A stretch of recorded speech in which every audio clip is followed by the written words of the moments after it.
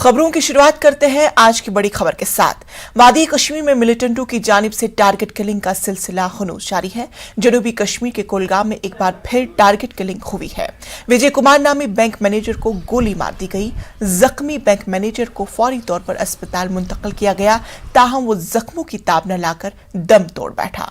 विजय कुमार इलाकाई देहाती बैंक के मैनेजर थे और उनका ताल्लुक राजस्थान से था। कोलगाम में 3 दिन में ये अपनी नवियत की दूसरी टारगेट किलिंग है। वाज़ेह है कि कश्मीर में तैनात अक़लियती तबके के मुलाजमीन वादी से बाहर मुंतकली की मांग कर रहे हैं। उनका इल्जाम है कि हुकूमत उन्हें तहफ़्फ़ुज़ फराहम करने में पूरी तरह से नाकाम हुई है। वहीं उमर अब्दुल्ला ने कुलगाम में बैंक मैनेजर के कत्ल की मजम्मत की और कहा कि विजय कुमार की टारगेट किलिंग की खबर सुनकर अफसोस हुआ। उमर अब्दुल्ला ने कहा कि खानदानों को इस तरह तबाह होते देखकर दिल दहल जाता है। इस हमले के बाद सिक्योरिटी फोर्स ने इलाके का मुहासरा करके तलाशी कार्रवाई शुरू कर दी।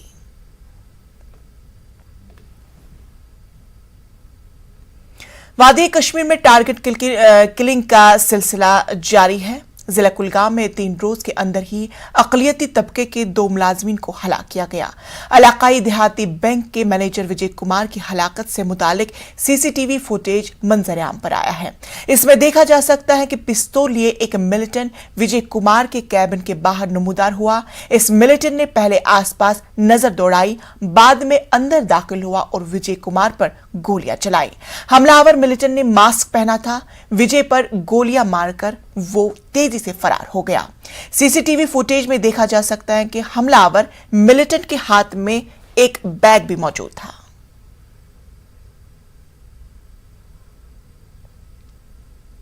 कश्मीर के अंदर बेगुनाह लोगों की निर्मम हत्याएं की पाकिस्तान और पाकिस्तानी आतंकवादियों ने कश्मीर घाटी के अंदर जघन्य अपराध और महापाप किए। हमारी भारतीय सेना, जम्मू कश्मीर पुलिस और हमारे पैरामिलिट्री फोर्सेस के जवानों ने और जम्मू कश्मीर की जनता के सहयोग से हमेशा इन पाकिस्तान परस्त आतंकवादियों के मंसूबे विफल किए। देखिए, पिछले 25 दिनों से मैं भी कश्मीर में था। पिछले 25 दिनों से कश्मीरी पंडित सड़कों पे चिल्ला रहे हैं, चीख रहे हैं कि हमें रिलोकेट करिए और जितनी भी माइनॉरिटी कम्युनिटी के लोग हैं वहां कश्मीर में उनको रिलोकेट करिए जम्मू में और जम्मू के बाहर। लेकिन सुना नहीं जा रहा है हमारे चीख को, हमारे पुकारों को, हमारे चिल्लाने को, और टाइम जाया किया जा रहा है। 3 दिन पहले रजनीवाला की हत्या हुई, आज वो बैंक मैनेजर की हत्या हुई। ये हर 3 दिन में ये जताएंगे कि ये हालत यहाँ की ठीक नहीं है और हमारी सरकार ये जताने पे तुली हुई है कि जितने भी कश्मीर की हालात ठीक है और बली जो है वो माइनॉरिटी कम्युनिटी के लोग वहां पर चढ़ रहे हैं, कश्मीरी हिंदू चढ़ रहे हैं और दूसरे जो माइनॉरिटी कम्युनिटी के लोग हैं वो चढ़ रहे हैं और हर तीसरे चौथे दिन जो एक मौत हो रही है। तो मैं आपके द्वारा अपील करना चाहता हूं हमारे प्रधानमंत्री जी को, हमारे होम मिनिस्टर अमित शाह जी को कि प्लीज जल्द से जल्द 24 घंटे के अंदर सारे कश्मीरी पंडितों को और माइनॉरिटी कम्युनिटी के जो बाकी लोग हैं, देश के बाहर के जो लोग काम, जैसे राजस्थानी बैंक मैनेजर था जिसको मारा, आज क्या कसूर था उसका, क्या गलतियां की, रजनीवाला की क्या गलती थी, तो टीचर थी, पढ़ा रही थी। राहुल भट्ट की क्या गलती थी, वो तो एक ऑर्डिनरी गवर्नमेंट ऑफिसर था वो। तो ये जो मौतें हैं, हम लोग को बलि का बकरा चढ़ाया जा रहा है और इससे बड़ी लानत और इससे बड़ी ट्रेजेडी कुछ नहीं हो सकती। गुलकार केगी की जस्द खाकी मुंबई के वर्सोवा में शमशान घाट पहुंच गई है। कुछ ही देर में आखिरी रसूमात अदा की जाएगी। बड़ी तादाद में लोग आखिरी रसूमात में शरीक हैं। वाज़ेह है बुध के रोज कोलकाता में एक कंसर्ट में परफॉर्म करने के बाद के अचानक तबीयत बिगड़ गई, जिसके बाद उनका इंतकाल हो गया।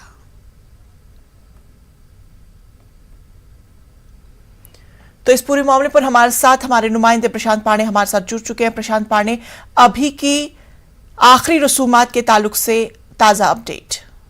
जी बिल्कुल, देखिए मैं आपको तस्वीर दिखाता हूं। अगर देखें तो अंदर की कुछ तस्वीरें हमने एक्सक्लूसिव भेजी हैं न्यूज़ 18 के पास जो है, जिसमें साफ तौर पर देखा जा सकता है कि के को अंतिम विदाई दे दी गई है। अग्नि उन्हें दिया गया और उसके बाद इनकी अंतिम संस्कार की जो विधि है यहाँ पर पूरी कर ली गई है। ये तस्वीरें हैं बताने के लिए, क्योंकि अंदर मुंबई पुलिस ने सुरक्षा के लिहाज से किसी को भी जाने की इजाज़त नहीं दी। जो उनके करीबी, जो उनके चाहने वाले और जो नज़दीकी थे उनको ही अंदर जाने की इजाज़त दी गई थी। लेकिन कुछ तस्वीरें और कुछ वीडियोस जो है अंदर के न्यूज़ 18 के हाथ लगे हैं, जो जिसमें साफ तौर पर देखा जा सकता है कि अग्नि जो है केके को दे दी गई है और अब अंतिम विदाई जो है यहाँ पर पूरी कर ली गई। अंतिम संस्कार की जो विधि है पूरी कर ली गई है। यहाँ पर जितने भी उनके चाहने वाले आए थे, उनसे बात करने के बाद एक बात साफ़ हो रही थी कि आज केके इस दुनिया में भले नहीं है, लेकिन उनके गाने, उनके तरीके, जिस तरह से वो जीवन जिए हैं, वो हमेशा उनके जहन में ज़िंदा रहेंगे। बिल्कुल प्रशांत, हम देख सकते हैं कि किस तरह से वहां पे भीड़ जो है वो उमड़ आई है। बताइएगा कि अभी किन किन शख्सियात की वहां पे मौजूदगी है। बिल्कुल, मैं आपको एक बार तस्वीरें फिर दिखाने की कोशिश करूंगा। ये काफ़ी सकरा सड़क होने की वजह से यहाँ पर किसी को गाड़ी अंदर ले जाने की इजाज़त नहीं दी गई। सिर्फ जो परिवार के मुख्य सदस्य थे और एम्बुलेंस अंदर जाने की इजाज़त पुलिस की तरफ से दी गई है। देखिए, जिस तरह से आज सवेरे से न्यूज़ 18 उर्दू ने भी खबर चलाई कि 10:30 बजे से लेकर 12:30 बजे यानी 2 घंटे का समय जो अंतिम दर्शन के लिए रखा गया था, जो कि वर्सोवा स्थित उनके घर पर रखा गया था। वहाँ पर अलका याग्निक, अभिजीत भट्टाचार्य, ऐसे बड़े बड़े चेहरे वहाँ पर पहुंचकर अंतिम दर्शन किए। लेकिन यहाँ शमशान भूमि में कोई ऐसा बड़ा चेहरा देखने को नहीं मिला, क्योंकि मुंबई पुलिस और ट्रैफिक पुलिस की तरफ से खास हिदायत दी गई थी कि यहाँ पर भीड़ बहुत ज़्यादा इकट्ठा होने की उम्मीद ना की जाए, क्योंकि यहाँ पर लॉ एंड ऑर्डर की सिचुएशन कहीं ना कहीं बिगड़ सकती है। उसी बात का ख्याल रखते हुए यहाँ पर उनके जो करीबी हैं, जो परिवार के लोग हैं और कुछ चाहने वाले यहाँ पर अंतिम विदाई में शामिल हुए थे। और जिस तरह से मैंने बताया कि 1 बजे ये यात्रा उनके घर से निकली थी, 1:15 बजे शमशान भूमि में पहुँचे, क्योंकि उनके घर से काफ़ी नज़दीक ये शमशान भूमि है वर्सोवा का, और यहाँ पर उनको आखिरी विदाई और अंतिम संस्कार की जो विधि है वो यहाँ पूरी कर ली गई। चलिए प्रशांत, तमाम तफसीलात के लिए आपका बेहद शुक्रिया। दिल्ली के वजीर आला अरविंद केजरीवाल ने सत्येंद्र जैन की गिरफ्तारी पर वजीर आजम मोदी को निशाना बनाया।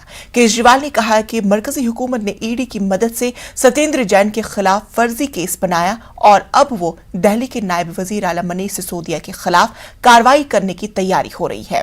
केजरीवाल ने कहा कि मैं पीएम मोदी से अपील करता हूं कि वो हमारे वज़रा को एक एक करके नहीं बल्कि एक साथ गिरफ्तार करें। केजरीवाल ने मजीद कहा कि मुझे लगता है कि सत्येंद्र जैन और मनीष सिसोदिया को फर्जी केसों में जेल में डालकर ये लोग दिल्ली में तालीम और सेहत के मैदान में हो रहे अच्छे काम को रोकना चाहते हैं। आपको याद होगा, मैंने कुछ महीने पहले ही बता दिया था कि केंद्र सरकार सत्येंद्र जैन को एक फर्जी केस में गिरफ्तार करने वाली है। मुझे बहुत ही विश्वसनीय सूत्रों से यह पता चला था। कल उन्हीं सूत्रों से सूचना मिली है कि अगले कुछ दिनों में केंद्र सरकार मनीष सिसोदिया को भी गिरफ्तार करने जा रही है। पता चला है कि केंद्र सरकार ने सभी जांच एजेंसीज को मनीष सिसोदिया के खिलाफ कोई ना कोई फर्जी केस तैयार करने को कहा है। जैसे इन्होंने सत्येंद्र जैन के खिलाफ फर्जी केस किया है, वैसे ये लोग मनीष जी के खिलाफ भी फर्जी केस बना रहे हैं। मनीष सिसोदिया भारत की शिक्षा क्रांति के जनक हैं। आज़ाद भारत के इतिहास के शायद वो सबसे बेहतरीन शिक्षा मंत्री हैं। सरकारी स्कूलों में पहले गरीबों के बच्चों को 3rd क्लास शिक्षा मिलती थी। दिल्ली के सरकारी स्कूलों में 18 लाख बच्चे पढ़ते हैं। इन सभी बच्चों का भविष्य अंधकार में था। मनीष जी ने इन बच्चों को अच्छे और सुनहरी भविष्य की उम्मीद दी है। मनीष जी ने इनके माता पिता की आंखों में चमक दी है। आज मैं उन 18 लाख बच्चों से पूछना चाहता हूं, बच्चों, क्या आपके मनीष सिसोदिया भ्रष्ट हैं? मैं उनके माता पिता से पूछना चाहता हूं कि ये लोग आपके मनीष सिसोदिया को भ्रष्ट कह रहे हैं, आपको क्या लगता है? मनीष सिसोदिया ने न केवल दिल्ली बल्कि पूरे देश के गरीब बच्चों को उम्मीद दी है कि उनके स्कूल भी बदल सकते हैं। मैं हमेशा कहता हूं, मुझे राजनीति करनी नहीं आती। मनीष को और सत्येंद्र को जेल में डालने के पीछे इन लोगों की क्या राजनीति है मुझे नहीं पता, मुझे समझ नहीं आता। मुझे केवल ये पता है कि मनीष और सत्येंद्र जैसे लोगों को जेल में डालने से केवल देश का नुकसान है। अगर मनीष और सत्येंद्र भ्रष्ट हैं तो फिर ईमानदार कौन है? गुजरात में पाटीदार तहरीक को लीड करने वाले और बीजेपी के कट्टर मुखालिफ रहे हार्दिक पटेल ने बीजेपी में शामिल हो गए हैं। हार्दिक पटेल ने 18 मई को कांग्रेस से इस्तीफा दे दिया था। गांधीनगर में एक तकरीब का एहतमाम किया गया जिसमें बाकायदा तौर पर हार्दिक पटेल को बीजेपी में शामिल किया गया। हालांकि इस मौके पर बीजेपी का कोई कदावर लीडर मौजूद नहीं था।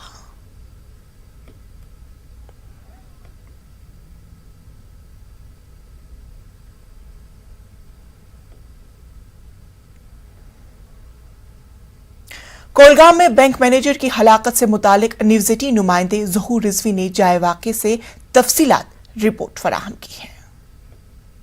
हम अपडेट कर रहे हैं इस खबर को और बिल्कुल हम अरह कुलगाम के मकाम पे मौजूद है। ये ईडीबी है यानी कि इलाकाई देहाती बैंक की ब्रांच अरह कुलगाम की, जहां पे आज सुबह सवेरे विजय कुमार नामी जो ब्रांच हेड है उसको गोली मारकर जख्मी कर दिया गया। हालांकि उसे फौरी तौर पे कुलगाम के अस्पताल में दाखिल किया गया इलाज मुआवजे के लिए, लेकिन वहां पर वो जख्मों की ताब न लाकर चल बसा। और बिल्कुल हम इस वक्त मौजूद हैं, यहाँ पे आप तस्वीर मनाजिर देख सकते हैं। बिल्कुल सिक्योरिटी फोर्सेस का कड़ा बंदोबस्त है, पूरे इलाके को मुहासरे में लिया गया है और पूरी मार्केट जो है अरह कुलगाम की वो बंद है। और ये ईडीबी है यानी कि इलाकाई देहाती बैंक। सुबह सवेरे जैसे कि सीसीटीवी फुटेज भी अभी दिखाया गया है कि बिल्कुल वो जो मुसल्ला शख्स है वो अंदर आता है और गोली मारकर चला जाता है। और बिल्कुल यहाँ पुलिस और सिक्योरिटी फोर्सेस की जो टुकड़ियाँ हैं वो तैनात की गई हैं। बिल्कुल मैं कैमरामैन से कहूँगा एक बार फिर हमें दिखाए, एक तो सिक्योरिटी फोर्सेस और दूसरा ये ब्रांच इलाकाई देहाती बैंक की ब्रांच। और बिल्कुल सुबह से हम अपडेट कर रहे हैं इस खबर को और एक्सक्लूसिव तस्वीर भी हमने आपको दिखाई, आपको मनाजिर दिखाए, चाहे वो सीसीटीवी फुटेज हो या चाहे वो इनसाइड ब्रांच के एक्सक्लूसिव विजुअल्स हैं। तो सुबह से हम ये सारी चीज़ें, ये मनाजिर आपको दिखा रहे हैं। और ईडीबी यानी कि इलाकाई देहाती बैंक की इस ब्रांच के करीब हम मौजूद हैं और यहाँ जो तैनात मैनेजर हैं विजय कुमार साकिन राजस्थान, उसे गोली मारकर, इसका मतलब है जो टारगेट किलिंग्स है उसका सिलसिला बदस्तूर जारी है। बिल्कुल 2 दिन या 3 दिन के अंदर अंदर ये दूसरी किलिंग है इसी कुलगाम ज़िला में। और इससे कबल जो है वनपू में भी एक और टारगेट किलिंग हुई, यानी कि जो टारगेट किलिंग का ना थमने वाला सिलसिला है वो जनूबी कश्मीर के अंदर जारी है। ज़हूर रिजवी, न्यूज़ 18 नेटवर्क, कुलगाम। हुकूमत के तमाम दावों और कोशिशों के बावजूद यमुना नदी में आलूदगी कम नहीं हो रही है। आज सुबह ही यमुना नदी में जहरीला झाग बहता हुआ देखा गया। दिल्ली के वजीर आला ने एक बार फिर यमुना नदी को साफ करने के लिए अपने अज़्म का अहादा किया था, लेकिन गुज़श्ता कई सालों से यमुना नदी की हालत जूं की तो है। अरविंद केजरीवाल ने कहा कि दारुल-हुकूमत यमुना में मुल्क का सबसे बड़ा क्वारंटेशन प्लांट लगाया जा रहा है। जायजा लिया हमारी नुमाइंदा रचना ने।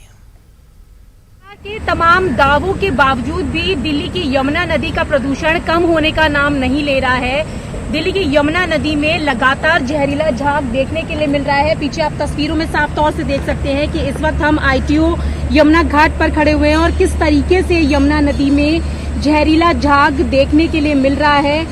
हालांकि दिल्ली के मुख्यमंत्री लगातार यमुना को साफ करने की बात करते रहे हैं और एक दिन पहले ही उन्होंने यमुना नदी को साफ करने की बात कही है, लेकिन हालात जस के तस बने हुए हैं।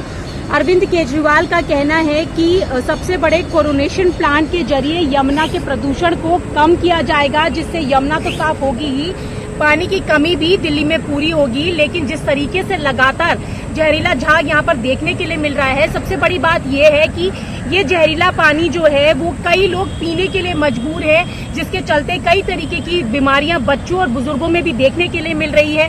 सरकार दावे तो करती है कि यमुना नदी को साफ कर दिया जाएगा।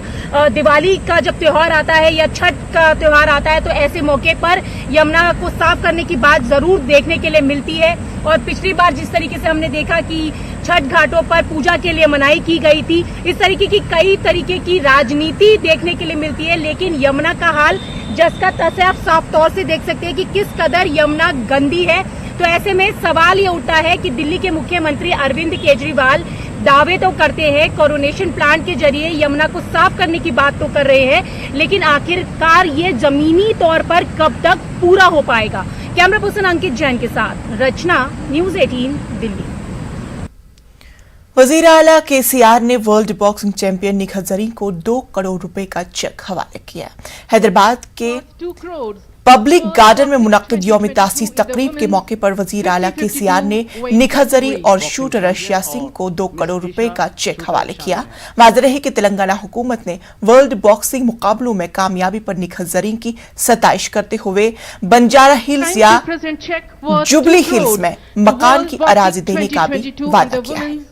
50-52 वेट कैटेगरी बॉक्सिंग चैंपियन और मिस ईशा शूटर शामिल हैं। आसाम के वजीर आला हेमंत बिस्वा शर्मा ने एक बार फिर अक़लियतों से मुतालिक अजीब तबसरा किया है। आसाम के वजीर आला ने कहा कि कोई भी मुसलमान 3 शादियां न करे, ये हमारा अकीदा है। एक बीवी हो, एक शोहर और 2 बच्चे हो। हम इस सोच के बारे में पेचीदा नहीं होना चाहते। उन्होंने कहा कि हमारा मौक़िफ़ वाज़ेह है। जायदाद में बाप ने जो हक बेटे को दिया है वही बेटे को भी दिया जाना चाहिए। कोई मुसलमान मर्द अपनी बीवी को तलाक न दे, बल्कि कानूनी तरीके से अदालत में तलाक ले। आसाम के वजीर आला ने मजीद कहा है कि हमारा आसाम का आम मुसलमान भी मेरी बात की तायीद करता है। यहाँ के लोग एहतजाज नहीं करते, बाहर के लोगों की मुखालफत होती है। हमारी और आम आदमी की सोच एक है।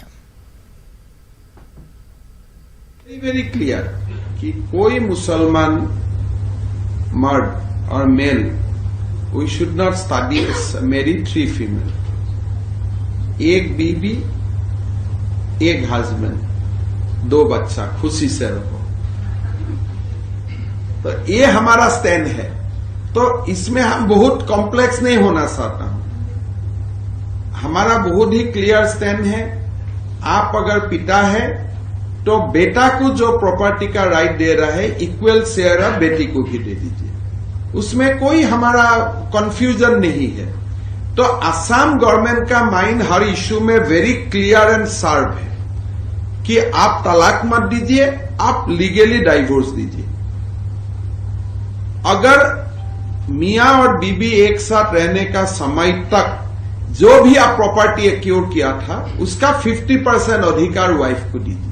नंबर 1। नंबर 2, आप 3 शादी मत कीजिए, एक शादी कीजिए। नंबर 3, अगर आप पिता हैं तो मुसलमान महिलाओं को, मुसलमान बेटियों को बेटा का समान आपका प्रॉपर्टी में अधिकार दीजिए। सो ये 3 मुद्दा में हम लोग बहुत ही क्लियर है। हम लोग का solution very clear and sharp है। और उसमें हमारा जो असम प्रदेश का जो मुसलमान लोग है, मेरा बात को वो लोग सपोर्ट भी करता है। कानपुर में पुलिस के कामकाज में शफाफियत लाने के लिए पुलिस के आला अफसरान तीसरी आंख के जरिए अपने मातहतों पर नजर रखेंगे। अब कोई थाने में शिकायत करने वालों के साथ बदतमीजी नहीं कर सकेगा। कमिश्नर ऑफ पुलिस ने तमाम थानों में सीसीटीवी कैमरे नस्ब कर दिए हैं। थानों पर कैमरे लगाए जा रहे हैं और साउंड वाले कैमरे लगाए जा रहे हैं। इसमें अभी तक हमने 3 थाने, चकेरी, नौबस्ता और बर्रा, इस जगह पर लगा दिए और डायरेक्टली मेरे कार्यालय से मॉनिटरिंग की जा रही है। और अगर वहाँ पर कई बार भीड़ इकट्ठी है, कोई लोग इकट्ठे हैं, काफ़ी देर से बैठे हुए हैं, तो तुरंत वायरलेस सेट से भी उनको सूचना दी जा रही है और बताया जा रहा है, गाइड किया जा रहा है। और इसका मेन उद्देश्य वर्किंग के अंदर ट्रांसपेरेंसी लाने की है। साथ ही साथ में कई बार इस चीज़ को भी, लॉकअप पे भी कैमरे लगाए गए हैं, जिससे कि किसी को अनधिकृत रूप से थाने पर ना रोका जाए। राजस्थान में राज्यसभा की 4 सीटों के इंतखाबात की तारीख करीब आते ही सियासी सरगर्मियां जोर पकड़ रही हैं।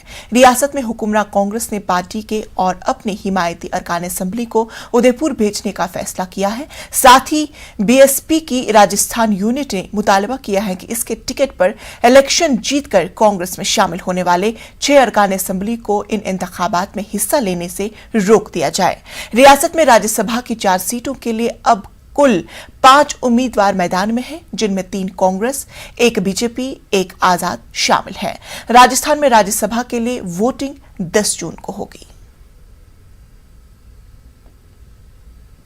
जैसे मैंने कहा ना आपको, लोग अटकलें लगाएं, ख्याली पुलाव बनाएं, आरोप लगाएं, उंगलियां उठाएं, लेकिन हकीकत यह है कि सोनिया गांधी जी ने, राहुल गांधी जी ने जो निर्णय लिए हैं उस पर हमें खरा उतरना है और कांग्रेस के तीनों राज्यसभा के उम्मीदवारों को जिताकर भेजना है। किसी को किसी प्रकार का कोई संशय नहीं होना चाहिए और जो लोग ये समझते हैं कि यहाँ कहीं कोई गुंजाइश है, उनको समझना चाहिए कि तीनों हमारे उम्मीदवार जीत कर जाएंगे और जितना बहुमत है उससे ज़्यादा वोट लेकर जीत कर जाएंगे।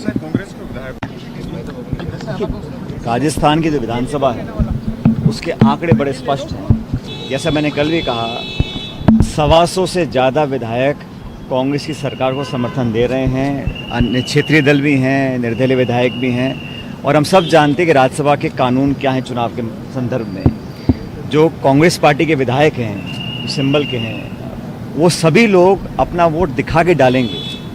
तो मैं समझता हूँ किसी को बेवजह ये गणित नहीं बैठाना चाहिए। तो कांग्रेस के विधायक हैं वो सब वोट दिखा के डालेंगे और 3.5 साल से जो विधायक कांग्रेस सरकार को समर्थन दे रहे हैं, हर समय हमारे साथ रहे, मैं समझता हूँ वो सभी हमारे साथ रहेंगे और हमारी पार्टी के तीनों उम्मीदवार चुनाव जीतकर जाएंगे।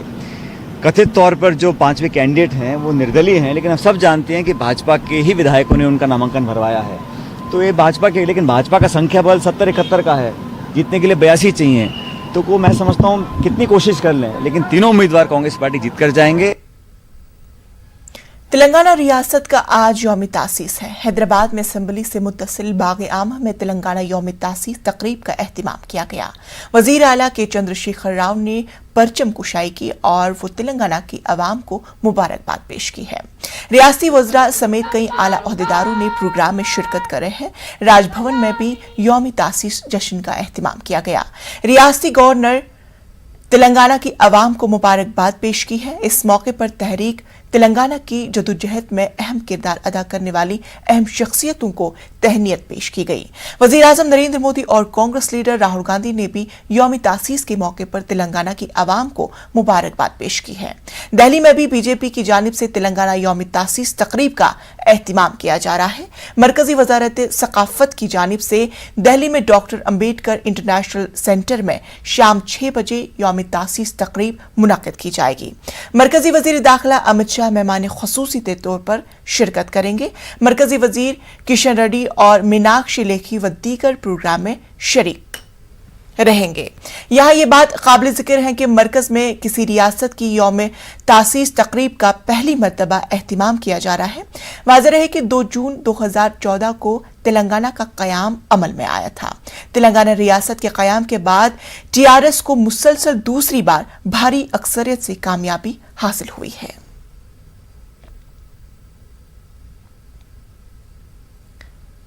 कांग्रेसी सदर सोनिया गांधी का कोरोना का टेस्ट मुस्बत आया है।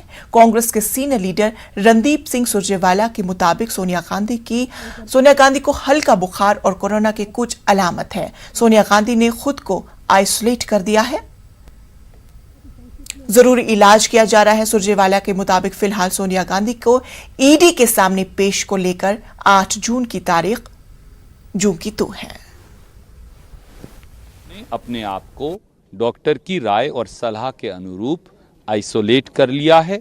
ज़रूरी मेडिकल अटेंशन उनको दी गई है। बहुत सारे कांग्रेस के मित्रों, हमारे साथियों, बहुत सारे वेल विशर्स ने अपनी अपनी चिंता जाहिर की थी। मैं उन सबको कहना चाहूँगा कि उनका उपचार हो रहा है और वो ठीक हैं। अगले 4 से 5 दिन के अंदर, 3 से 4 दिन के अंदर हमें विश्वास है, उम्मीद है कि कांग्रेस अध्यक्षा श्रीमती सोनिया गांधी बिल्कुल ठीक हो जाएंगी और कोविड टेस्ट भी उम्मीद है कि नेगेटिव आ जाएगा।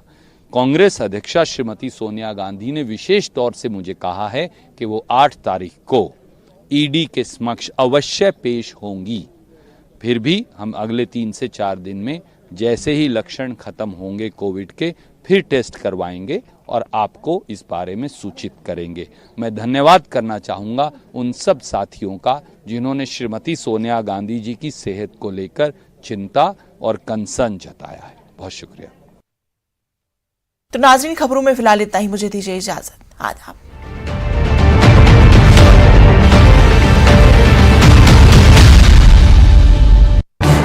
इस न्यूज हेडलाइन